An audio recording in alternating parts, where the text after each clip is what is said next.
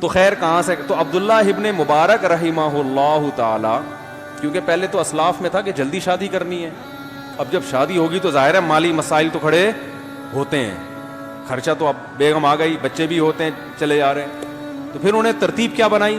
4 مہینے بزنس، میں آپ کو ریٹرن میں لکھ کے دینے کے لیے تیار ہوں، نکاح کرو اور یہ ارادہ کرو 4 مہینے صرف کیا کرنا ہے؟ بزنس۔ بے شک آپ کو کوئی بزنس نہیں آتا، 2-4 سال دھکے کھاؤ گے، نوٹ چھاپنے کی مشین بن جاؤ گے تھوڑے دنوں میں انشاءاللہ۔ کماؤ پوت جو ہے نا، جس کو جاب کرنے والا کہتے ہیں، یہ ہمارے اسلاف کا طریقہ نہیں ہے۔ یہ انگریز جب ہندوستان میں آیا اس کو افراد چاہیے تھے، اس کے پاس افراد نہیں تھے نا، تو اس کو ملازمتوں کے لیے بندے چاہیے تھے، انہوں نے ہمیں تجارتوں سے ہٹا کے کہاں لگا دیا؟ کلرک بنا دیا کسی کو، ٹھیک ہے نا، کسی کو کچھ بنا دیا، کسی کو کچھ بنا، اور 1.5-2 لاکھ کوئی مینیجر بنا دیا، تو اس کو اب مینیجر کا ساری نالج سے فائدہ کون اٹھاتا ہے؟ وہ جس کی فیکٹری ہے یا جس کا بزنس ہے، ہو سکتا ہے وہ انگوٹھا چھاپ ہو، پیسہ آئے گا نا تو مینیجر MBA لڑکے ملازم ہوں گے آپ کے، پیسہ نہیں آئے تو خود MBA بن کے کسی جاہل کی ملازمت کرو گے۔ کیا کریں یار، کوئی ڈنڈا منڈا ہونا چاہیے صرف دکھانے کے لیے۔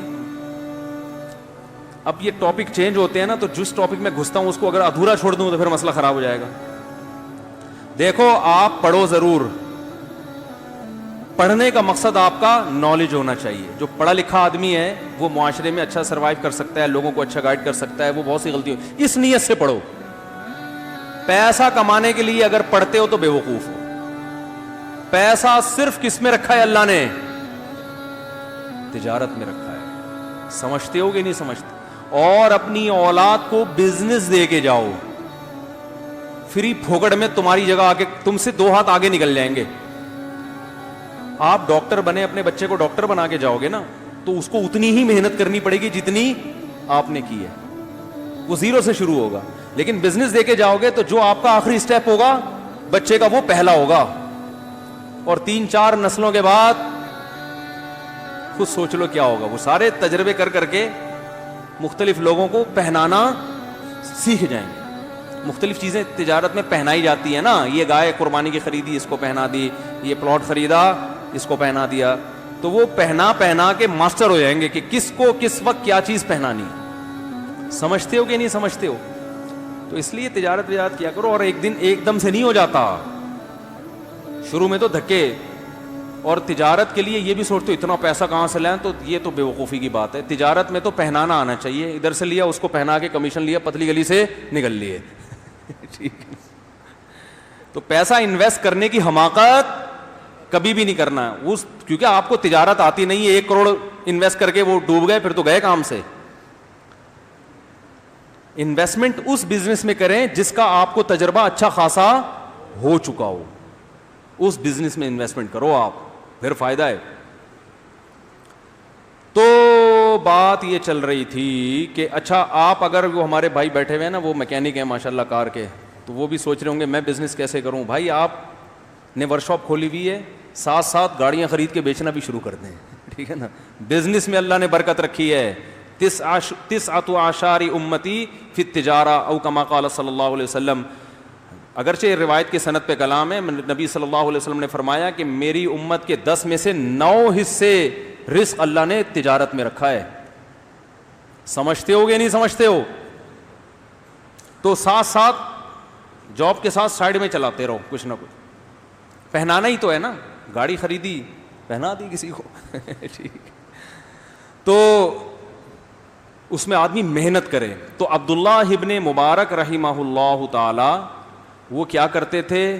4 مہینے صرف اور صرف بزنس۔ اب یہ نہیں کہ بزنس ہی کے ہو کے رہ گیا باقی کوئی کام ہی نہیں ہے۔ تو 4 مہینے تجارت سے جو ارننگ ہوتی تھی وہ اپنے بیوی بچوں کے لیے، بھائی اب سال بھر بیٹھ کے کھانا ہے۔ جیسے حج کے موقع پہ بعض لوگ 2 مہینے میں اتنا کما لیتے ہیں کہ باقی 10 مہینے بیٹھ کے کھاتے ہیں، وہ سیزن ہوتے ہیں نا ہر چیز کے۔ اگلے 4 مہینے وہ جہاد میں گزارتے تھے۔ اسلامی سرحدیں پھیل رہی تھیں اس وقت، بڑی بہادری کے جوہر دکھائے انہوں نے لڑائیوں میں, اور مزید 4 مہینے 24 گھنٹے علم, تبھی بہت بڑے محدث بنے, عربی ادب کے بہت بڑے شاعر بنے. اور یہ بچپن سے ابا کی تربیت بھی, ایک شعر کے یاد کرنے پر ابا 1 درہم دیتے تھے ان کو. بچپن میں ابا کہتے تھے, عبداللہ بن مبارک کے جو والد تھے نا, وہ کہتے تھے ایک شعر یاد کر لو 1 درہم. تو بچوں کو اسی طرح ادب سکھایا کریں. ادب سے مراد اردو ادب یا عربی ادب یا انگریزی ادب, کچھ بھی سکھا دیں. زبان پہ کنٹرول جس کو ہوگا نا وہ بہت کچھ کر لیتا ہے. سارا مسئلہ یہ بولنا نہیں آتا, رشتہ لینے گئے تھے, بولنا کیا آتا, منہ سے نکل گیا. ایسا ہی ہوتا ہے نا, نکال دیا انہوں نے. کاروبار کر رہے ہیں, پہنانے کے لیے گئے تھے, وہ خود پہن کے آ گئے. بھائی جو بولتا ہے نا وہی, اسی کا پلہ کیا ہوتا ہے, قوت گویائی, اسپیکنگ پاور. یہ اتنی بڑی نعمت ہے کہ اس نعمت کی بیس پہ حضرت ہارون کو نبوت ملی ہے. اللہ میاں نبوت تو حضرت موسیٰ علیہ السلام کو دینا چاہتے ہیں نا, مقام ان کا بڑا. حضرت موسیٰ علیہ السلام نے فرمایا افصح منی لسانا, اے اللہ بولنے کا ہنر میرے بھائی کو آتا ہے تو ان کو بھی میرے ساتھ لگا دے. اللہ نے فرمایا سنشد عضدک باخیک, تیرے بازو مضبوط کرنے کے لیے میں نے تیرے بھائی کو بھی کیا کر دیا, دعوت تیری ہوگی. زبان کس کی ہوگی, ہارون کی. تو ہارون علیہ السلام کو نبوت صرف اس لیے ملی کہ بولنا اچھا جانتے تھے. کیا ہو گیا بھائی جان, تو بولنا جو ہے نا. اچھا دیکھو, اللہ میاں نے قرآن مجید میں ایک اور مسئلہ بیان کیا. مشرکین مکہ یہ کہتے تھے معاذ اللہ, نقل کفر, کے یہ فرشتے اللہ کی معاذ اللہ بیٹیاں ہیں. تو اللہ کو غضب آیا کہ مشرکین خود بیٹی کی پیدائش پہ نا ناک منہ چڑھاتے تھے اور زندہ دفن کر دیتے تھے. تو اللہ کہہ رہے ہیں جو اپنے لیے تو بیٹی پسند نہیں کرتے, اور اللہ کی طرف نسبت کس کی کر دی کہ اس کی بیٹیاں ہیں, معاذ اللہ. پھر اللہ نے فرمایا اومن ينشأ فی الحلیہ وهو فی الخصام غیر مبین. عورت کی ایک کمزوری کو اللہ نے بیان کیا کہ عورت تو وہ ذات ہے جو زیورات میں پلتی ہے اور اس میں اسپیکنگ پاور مرد سے کم ہوتی ہے. فی الخصام, جب بحث کرتی ہے نا, ڈیبیٹ, تو وہ کانفیڈنس نہیں ہوتا جو کس میں ہوتا ہے, مرد میں ہوتا ہے. خواتین کہیں گی اللہ میاں ہماری برائی بیان کر رہے ہیں. اللہ میاں برائی نہیں بیان کر رہے, اللہ میاں آپ کی کمزوری کو بیان کر رہے ہیں. سمجھتے ہیں کہ نہیں سمجھتے؟ ارے میاں دیکھو, ایک آدمی کہے کہ مرد کے بازو میں طاقت زیادہ, عورت کے بازو میں طاقت کم, تو کیا عورت کی انسلٹ ہو رہی ہے؟ یہ تو حقیقت ہے نا. مرد طاقت ہوتا ہے, عورت کیا ہوتی ہے بیچاری, کمزور. اللہ ماشاء اللہ کچھ اس کے برعکس بھی ہوتی ہیں. تو بعض عورتیں مردوں سے زیادہ ذہین ہوتی ہیں, ان میں بولنے کی طاقت مرد سے زیادہ. امی عائشہ رضی اللہ تعالی عنہ جو تھیں وہ تو صحابہ سے زیادہ اچھا بول لیا کرتی تھیں, ذہانت بھی بہت سے صحابہ سے زیادہ تھی. لیکن عمومی جو ماحول ہے اللہ نے بنایا ہے وہ کیا ہے کہ عورت کو زیب و زینت سے محبت ہوتی ہے. تو یہ بھی ایک عیب ہے, اگرچہ یہ اس کے لیے عیب نہیں ہے, اس کی فطرت کا حصہ ہے, لیکن اس کی فطرت کا حصہ ہونا بھی تو ایک عیب ہے نا.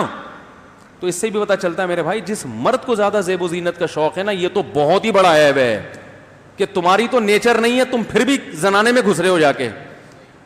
سمجھ میں آ رہی ہے بات؟ بیوٹی پارلر کھول کے بیٹھے ہوئے ہو اور تیار ہونے میں گھنٹہ گھنٹہ لگاتے ہو. یہ میں اتنا جو بولتا ہوں نا, مرد کو زیادہ بیوٹی نہیں ہے, تیار ہونے میں گھنٹہ نہ لگاؤ, تو لوگ کہتے ہیں یہ کوئی کبیرہ گناہ ہے جو اس پر اتنا بول رہے ہو. او بھائی یہ نیچر کے خلاف ہے, اللہ کو یہ چیز پسند نہیں ہے. تو یہ عورت کے پر یہ جو ہے کہ وہ بیوٹی, وہ وہاں ڈریسنگ ٹیبل کے سامنے جب بیٹھی ہے تو اٹھ ہی نہیں رہی, وہ ٹھیک ہے اس پہ سوٹ کرتا ہے, آدمی پہ یہ چیزیں سوٹ نہیں کرتی. اس لیے میں بار بار بول رہا ہوں کہ یہ سب چیزیں شریعت کا حصہ ہے بھائی. تیار ہونا ہو, جاؤ نہاؤ دو, کپڑے اس طریقے ہو گیا.